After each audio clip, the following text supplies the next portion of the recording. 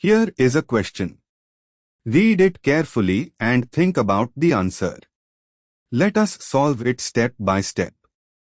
Let us begin solving this step by step. The first structure is a 5-membered ring with a nitrogen atom bearing an NH, flanked by 2 carbonyl groups, C is equal to O on both sides of N. This is the defining feature of an imide, RCONH-CoR in cyclic form.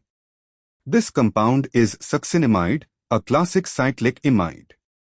Moving on to the next step.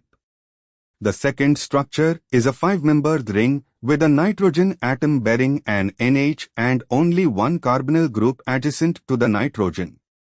A cyclic amide is called a lactam.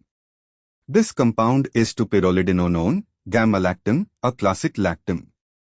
Moving on to the next step.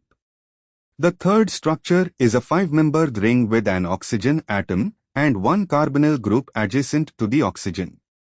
A cyclic ester is called a lactone. This compound is gamma-butyrolactone, a classic lactone. And for the final step, structure 1 is equal to imide, structure 2 is equal to lactam, structure 3 is equal to lactone. This corresponds to option D, imide, lactam, lactone.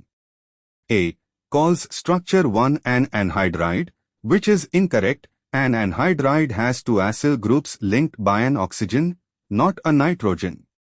B calls structure 1 a lactam and structure 2 an imide, which reverses the correct assignments. C calls structure 2 a lactone and structure 3 an anhydride, both incorrect. Therefore, the correct answer is D.